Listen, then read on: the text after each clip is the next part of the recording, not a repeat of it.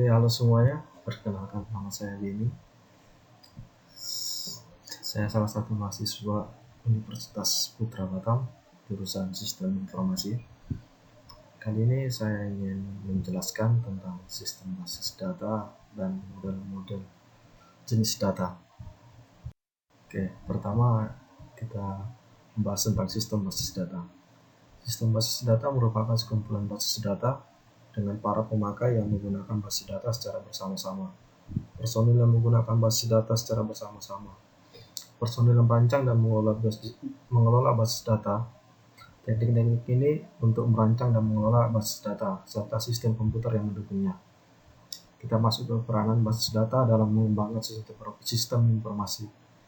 Sistem informasi berperan sebagai sistem karena mempunyai ruang lingkup yang relatif lebih luas dan lebih kompleks.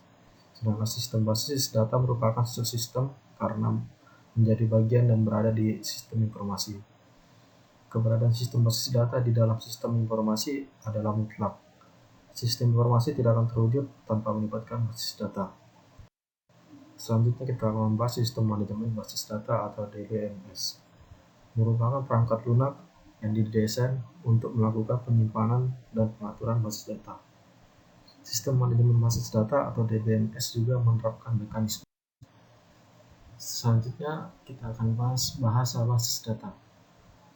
Bahasa basis data merupakan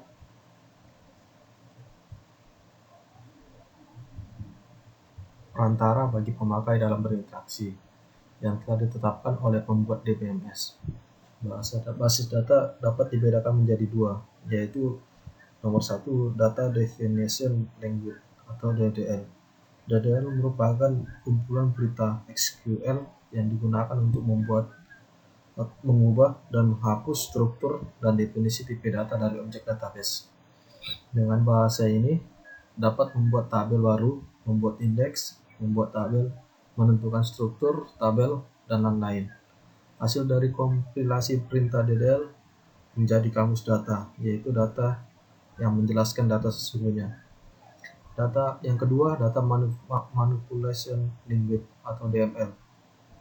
Data Manipulation Language merupakan kumpulan-kumpulan perintah query yang digunakan untuk memanipulasi data pada database. DML berguna untuk melakukan manipulasi dan pengambilan data pada suatu basis data yang berupa insert, update, delete, dan lain-lain. Ada dua jenis, yaitu procedural atau ditentukan data yang diinginkan dan cara mendapatkannya, dan non-procedural tanpa menyebutkan cara mendapatkannya. Selanjutnya model data. Kita masuk ke model data. Yang berdasar dari struktur basis data adalah model data, kumpulan dari alat-alat konseptual untuk menjelaskan data, hubungan data, semantik data, dan batasan-batasan. Model data yang pertama yaitu Entity Relationship Diagram atau ERD. Suatu bentuk diagram yang menjelaskan hubungan antar objek-objek data yang mempunyai hubungan antar relasi. ERD digunakan untuk menyusun struktur data dan hubungan antar data, dan untuk menggambarkannya digunakan notasi, simbol, pagan, dan lain sebagainya. Ada 3 komponen ERD. Yang pertama itu ada entitas.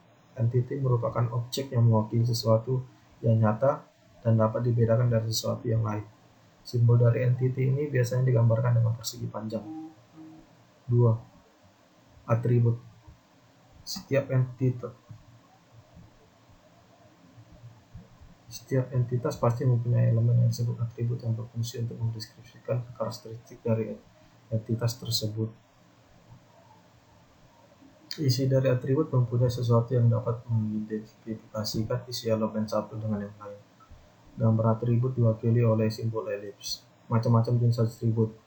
Ada atribut key, ada atribut simple, ada atribut multi-value, ada atribut composite, dan atribut derivatif. Selanjutnya yang ketiga itu hubungan atau relasi. Hubungan antara sejumlah entitas yang berasal dari himpunan entitas yang berbeda. Derajat relasi atau kardinalitas rasio menjelaskan jumlah maksimum hubungan antara satu entitas dengan entitas yang lainnya. Yang pertama itu one-to-one, satu ke satu. Setiap anggota entitas A hanya boleh berhubungan dengan satu anggota entitas B, begitu pula sebaliknya. Yang kedua ada one-to-many, satu ke banyak. Setiap anggota entitas A dapat berhubungan dengan lebih dari satu anggota entitas B, tetapi tidak sebaliknya. Yang ketiga, many to many, banyak ke banyak. Setiap entitas A dapat berhubungan dengan banyak entitas himpunan entitas B, dan demikian pula sebaliknya. Selanjutnya kita akan bahas bahasa basis data. Bahasa basis data merupakan, baru kita masuk ke model data semantik.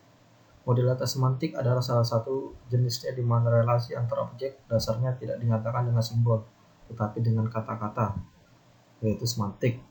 Semantik model digambarkan dalam bentuk diagram semantik. Semantik model hampir sama dengan entity relationship. Model perbedaannya terletak pada kerelasian antar objek di mana tidak dinyatakan dalam bentuk simbol tetapi dengan kata-kata. Komponen diagram semantik. Yang pertama itu ada entitas. Dinyatakan dengan simbol persegi panjang atau elips. Nama entitas ditulis dalam simbol berupa kata benda dan mudah dipahami. Yang kedua ada atribut. Dinyatakan dengan simbol elips. Nama atribut berupa kata benda, mudah dipahami dan dihubungkan dengan entitas dengan menggunakan garis lurus. Ada 3 komponen IRD. Yang pertama itu ada entitas. Entity merupakan objek yang mewakili sesuatu yang nyata dan dapat dibedakan dari sesuatu yang lain. Simbol dari entity ini biasanya digambarkan dengan persegi panjang. 2. Atribut. Setiap entitas pasti mempunyai elemen yang disebut atribut yang berfungsi untuk mendeskripsikan karakteristik dari entitas tersebut. Isi dari atribut mempunyai sesuatu yang dapat mengidentifikasikan isi elemen satu dengan yang lain.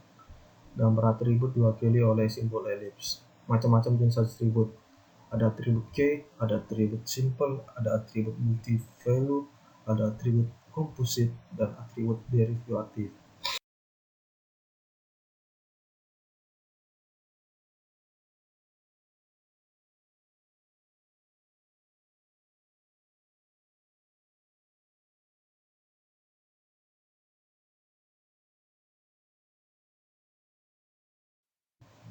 Baru selanjutnya kita masuk ke model data hierarki.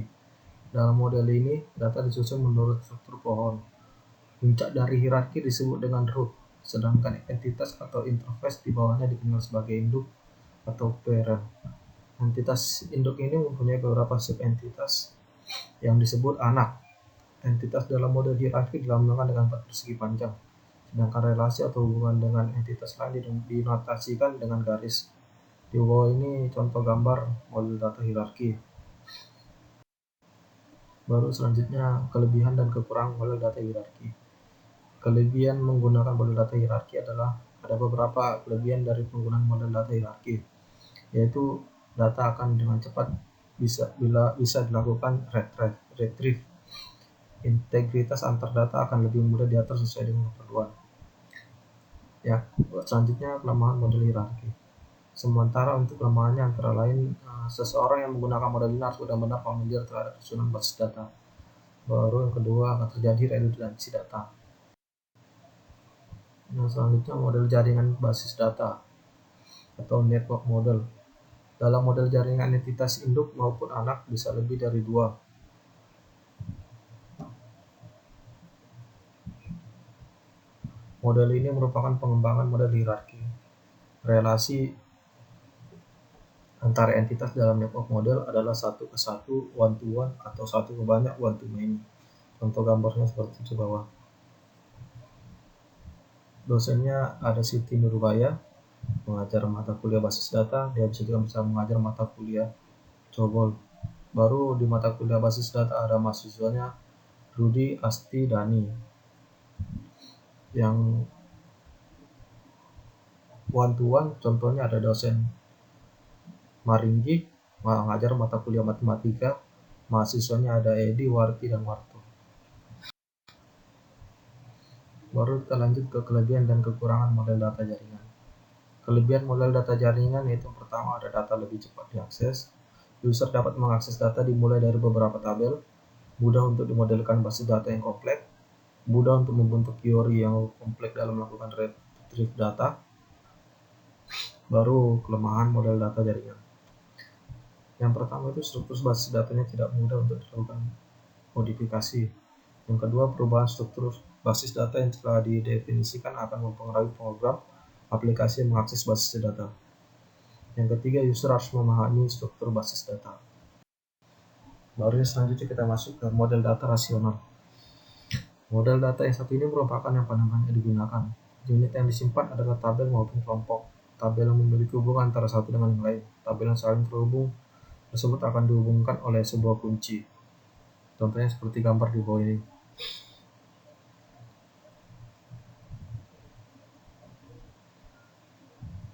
Dosennya contohnya ada Eka Darmayanto. Dia mengajar mata kuliah pengantar basis data dan rekayasa perangkat lunak. Dia mengajar di mata kuliah pengantar basis data, mahasiswanya ada Rudy dan Zen. Di rekayasa perangkat lunak ada Zaiko dan Ila.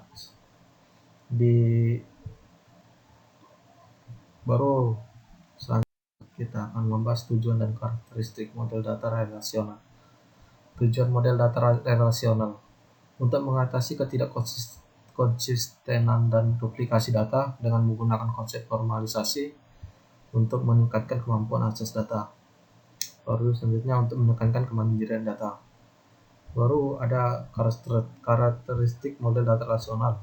Ada 3. Yang pertama, satu bahasa digunakan untuk semua pemakai. Yang kedua, data dihubungkan melalui nilai data. Yang ketiga, struktur tabular. Selanjutnya, kelebihan dan kekurangan model data relasional. Kelebihan model data relasional itu pertama, bentuk modelnya sederhana dibandingkan dengan model jaringan dan hierarki. Mudah melakukan berbagai operasi data dari semacam query, update, atau edit, atau delete. Baru selanjutnya multi view, yaitu dapat menyajikan secara langsung view yang berbeda dari basis data yang sama untuk pengguna yang berbeda. Selanjutnya tidak terdapat pointer-pointer dan fleksibel. Kita masuk ke kelemahan model data relasional. Yang pertama, kelompok informal atau tabel yang berbeda harus dilakukan join untuk melakukan retrieve data. Pengguna harus familiar dengan relasi antar tabel. Pengguna harus belajar SQL. Istilah-istilah dalam model data relasional. Yang pertama itu relasi, yaitu sebuah tabel yang terdiri dari beberapa kolom dan beberapa baris. Yang kedua ada atribut, yaitu kolom pada sebuah relasi. Yang ketiga ada tuple, yaitu baris pada sebuah relasi. Yang keempat ada domain, yaitu kumpulan nilai yang valid untuk satu atau lebih atribut. Yang kelima ada derajat, yaitu jumlah atribut dalam sebuah relasi atau jumlah field. Yang keenam ada cardinality, yaitu jumlah tuple dalam sebuah relasi.